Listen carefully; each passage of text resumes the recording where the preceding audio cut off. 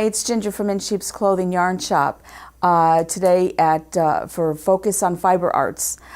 Today we're going to be talking about the Wabi-Sabi scarf. Wabi-Sabi is a Japanese term, and it means imperfect beauty. And I found out that Wabi-Sabi can be a man-made reference, or it can be in nature. And in nature, Wabi-Sabi refers to, for example, if you see an old, and this is why we're kind of drawn to these type of things, is it could be like an old barn that is all overtaken with vines and trees growing out of it, and the wood is falling in on itself. And there's something very, very, despite the fact that it's slowly decaying, that there's this beauty about it. And as far as the scarf is concerned, because this is what they consider kind of imperfect, because if you can notice, one side is asymmetrical. One side is narrow, and then the other side is this nice, full, wide width here. Another thing about it is the yarn that's used. It's a Japanese yarn, and it's a cotton tape. And rather than being a round yarn, it's a flat tape, and it gives you this kind of almost crunchy, very textural appearance. So I'm going to show you today how to get started with it. And I'm not going to, because this is a very, very fine yarn, and they are using a size 4 needle on it because they do want it somewhat open. Typically you could probably use like a 1 or 2 on this yarn. But because we don't want to be spending half of our life knitting this scarf, we're going to use a size 4 for it. But today I'm going to use just a basic wool so that you can really see what we're doing here. It's going to give it a totally different effect. Now the pattern calls for a cable cast on, and I want to show you what the cable cast on is. So first what I'm going to do is I'm going to put my slip knot on, and then I do have to put on 1 stitch. So now what you do for the cable cast on is you put your needle in between the 2 stitches, you pull up your loop, and then you put that loop on backwards, kind of turn it around and put it on your needle. And then you go between those 2 stitches, pull up a loop, go backwards and slip that onto your left-hand needle. And you just continue doing this, the backwards loop onto your needle. Now to start out with the scarf, you can do the cable cast on as it says. You can also do pretty much any cast on you want, but they're referring to the cable cast on because when they add stitches for increases later, they're going to be doing this by cable casting on an additional stitch. So I'm just going to put on a few more stitches, and then this scarf is basically, it's all knit, which is garter stitch. So there's no purling involved, just knit, knit, knit. And then if you notice, there's some yarn, lots of yarn overs. And that's, I will show how we create the yarn overs. But you can see here, your little holes here for your yarn overs. And they're all stacked up on top of each other. Okay, so what I'm going to do is I'm going to knit my first couple of rows. Just going to do a couple rows so you can see what it looks like.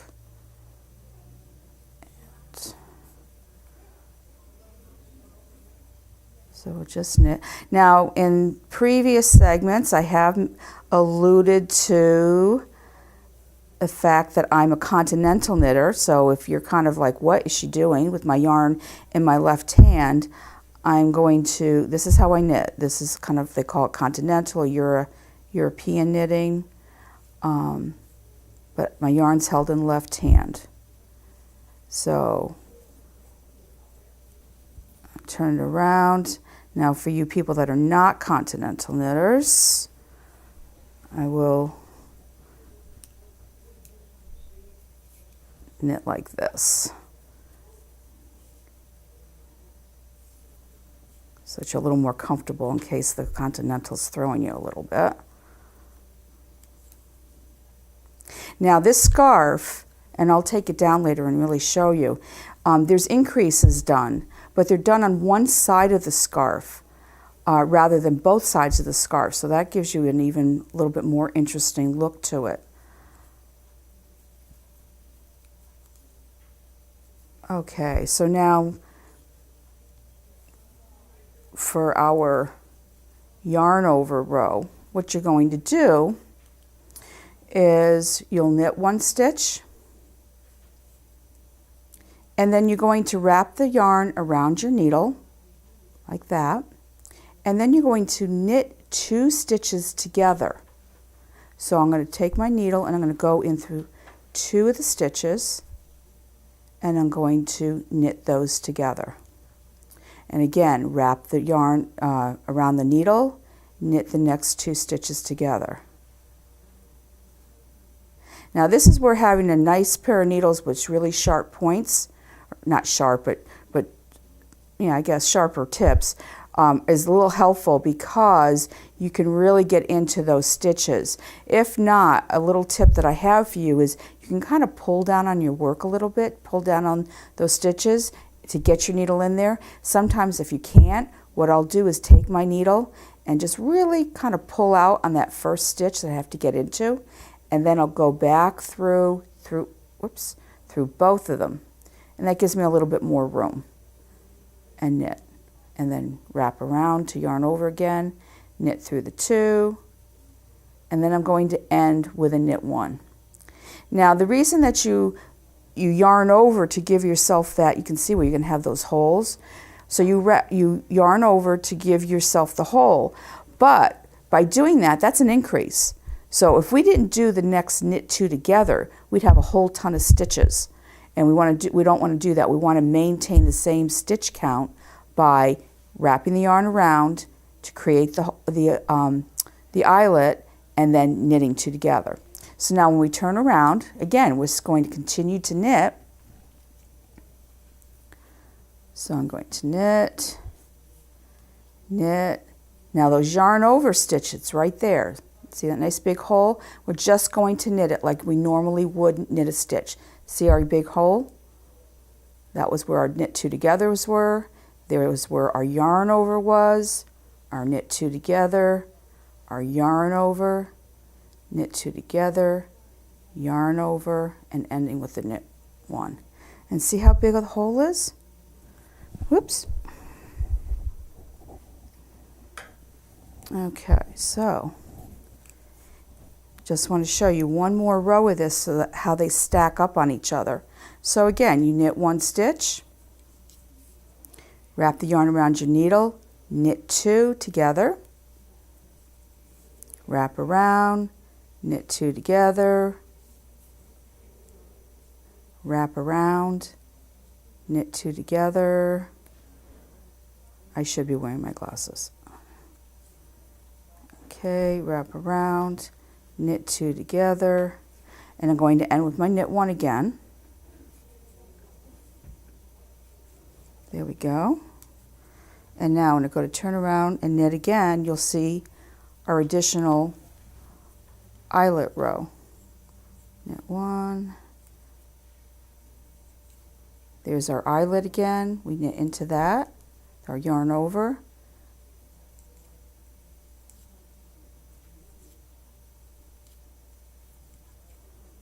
And we'll see how they stack up on top of each other.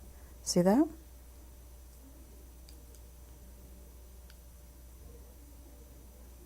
So you're going to continue doing that, and the pattern will tell you you'll do so many rows of garter stitch, and then you'll do so many rows of eyelet, and then they'll have you on the same side row always increasing. So in order to increase, what they're going to tell you to do is to cable stitch, to cable cast on 1 more stitch. So what we're going to do is just, again, go through those first 2 stitches, pull up a loop, put it on backwards onto our needle, and there's our additional stitch. There's our increase. And then you're just going to continue to follow the pattern and continue to do your increases that way. And now on the scarf here, so that you can see,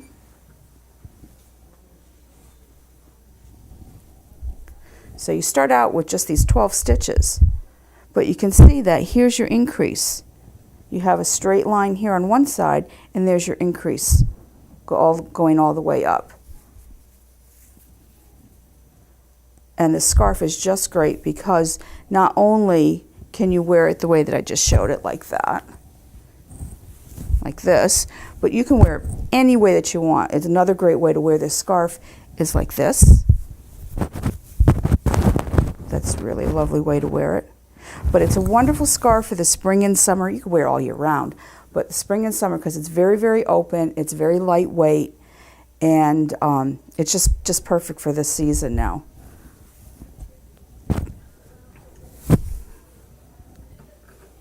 And another great thing about this yarn, it comes in tons of gorgeous colors. This is just a little smattering of the colors that are available in this yarn. But again, you can do it in anything that you wanted to, but you'll get a different look. Another thing that you could do too is, like, say that you want something faster, easier, not have to worry about the increases. This scarf would be just gorgeous if you just cast it on so many stitches that you want for the width of the scarf, and just knit. Either do it all in knit or throw in some yarn overs and knit two togethers. It's just a scarf. You can really do whatever you want. Now another scarf that has holes in it is this terrific scarf here. That it's just a wrap stitch. This is kind of my go-to stitch when I want to do something that's really, really fast and simple, something I can do in front of the TV and not have to think.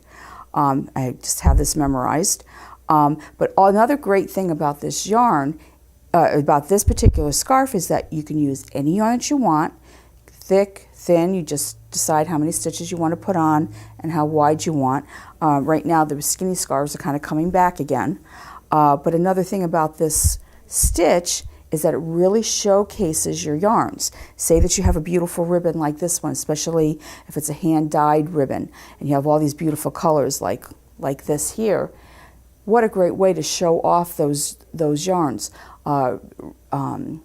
See, the ribbons, the hand-dyed, textured yarns really show up beautifully.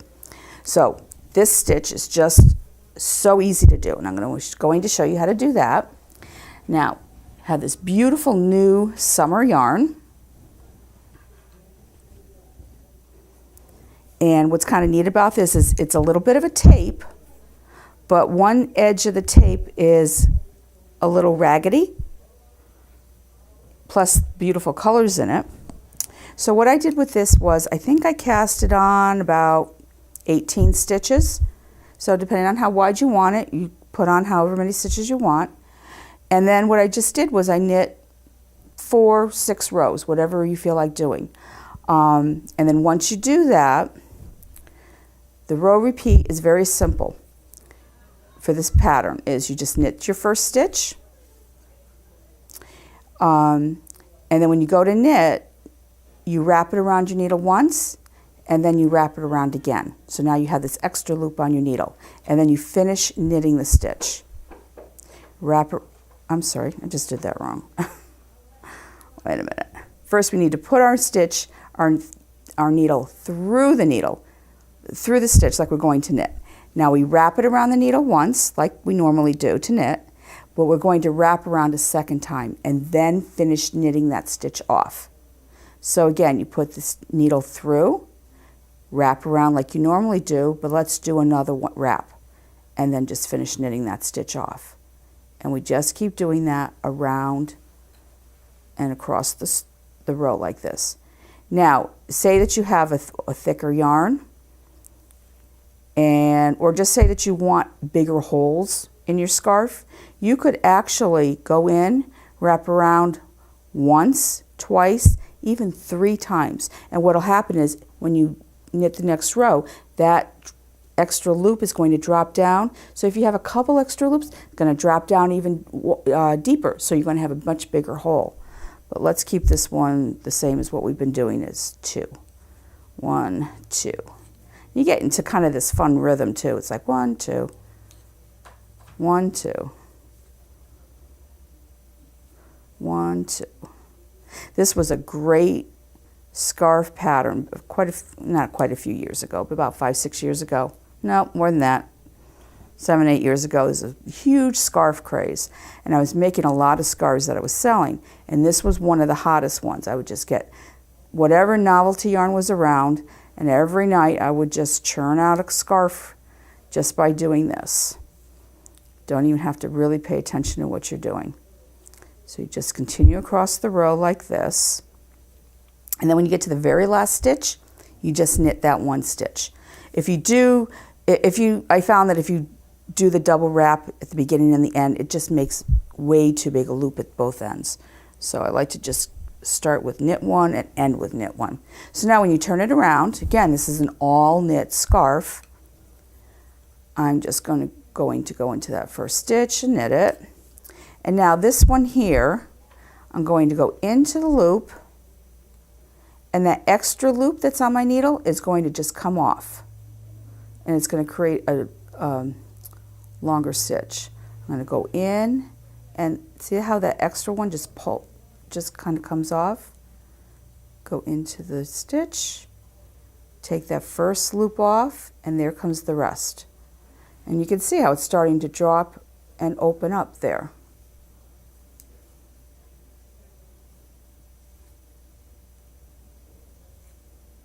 So this makes a nice, light, airy scarf.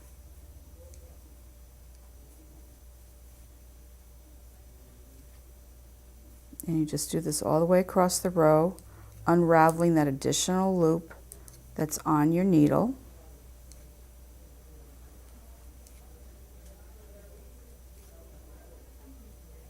And there we go at the end with the knit one. And see how you have that nice drop stitch? And then what I do after that is I'll knit another 4 rows, or however many rows you want in between. Just knit another row.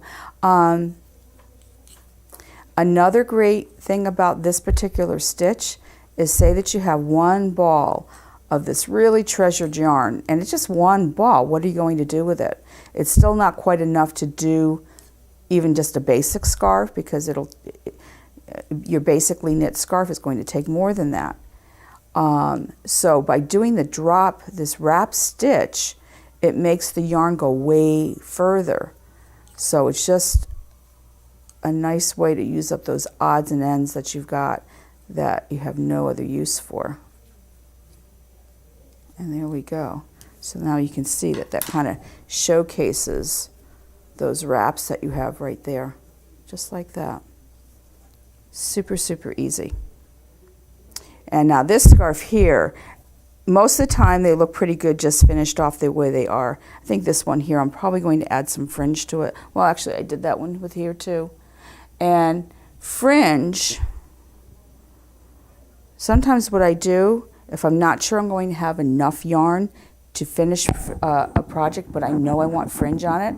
And another thing too is fringe is a little deceiving. If you think that your scarf is going to be a little shy, like this one here, one thing about this is a one ball wonder, okay? But I was still afraid that even though it was narrow and that I was doing the wrap stitch, it was still kind of cutting it a little short with this skein. So what I did was I add the fringe. As soon as you add fringe, it automatically gives you this kind of fake length. Well, it gives you the actual length, but it really just kind of makes it look even longer than it actually is.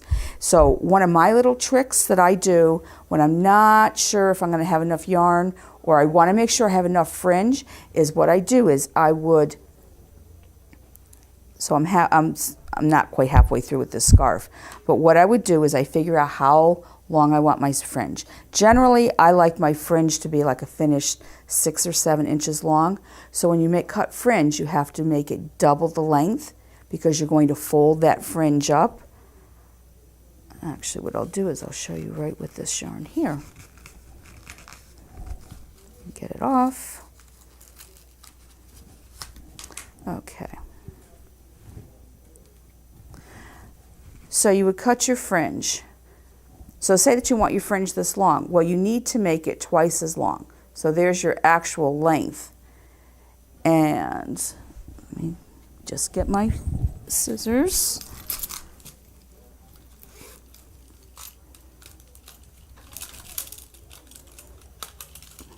is why you always need to have that little case of all your little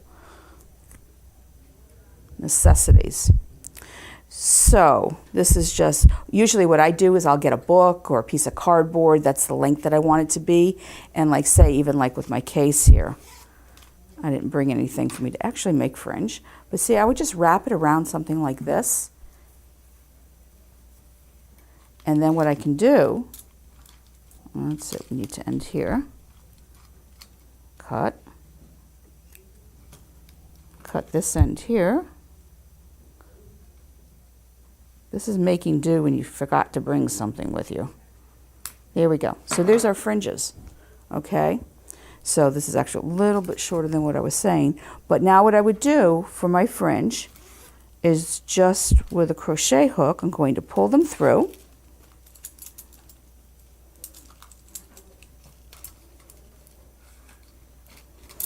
And we need to find the right size crochet hook here. Does make a difference. Okay, so what I would do, we're just going to take this yarn, is you're going to take your fringe and you're going to fold it in half like that, and then you just go into your edge, you pull up a loop, wrap it around, and you pull it through, and there's your fringe. So what I do when I'm not sure if I have enough yarn is I'm knitting, especially with a ball like this, you can pull from the outside and knit with it, but also on the inside, you can find the inside of the ball, hopefully, and what happens is you pull out your yarn from the inside, wind up for your fringes, cut your fringes, set them aside. You haven't disturbed your ball of yarn, you can continue knitting without having to cut, and then tie back on again. And then when you're done with your yarn, you add your fringe and you're good to go. So that's just a nice little tip right there. Now also, I'm looking at this and I just want to make sure that this yarn is kind of a novelty yarn, so it might be a little trickier to see the stitch. So let me just go back again with this yarn here. Just make sure that you can really, really clearly see what I did with the wrap stitch. So I'm knitting my first stitch. I put my needle in, 1, 2, and finish knitting the stitch. And see how when I take it off, I have my regular stitch and my little wrap. So I go back in, 1, 2, pull it through, take it off, and there again, there's my stitch, my extra little wrap, all the way across. So I think maybe you can see that a little bit better. So when you come back to knit, you go in, and you can see how that drop happens, and the drop happens. So you can really see it a little bit better on this yarn. So it's a nice open stitch there. It's also a nice little stitch. It's great for scarves, but say that you're making a very simple little top, like for the summer. You want to add a little bit more coolness. This is perfect. Bottom, on the sleeves. Just give yourself a couple rows of it.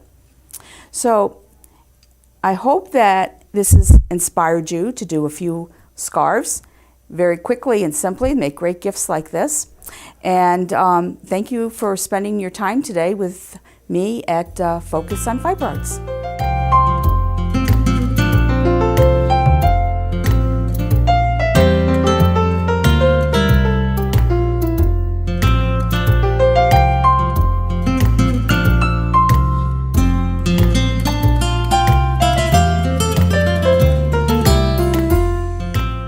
Funding for Simsbury Community Television is provided in part by contributions from viewers like you. Thank you.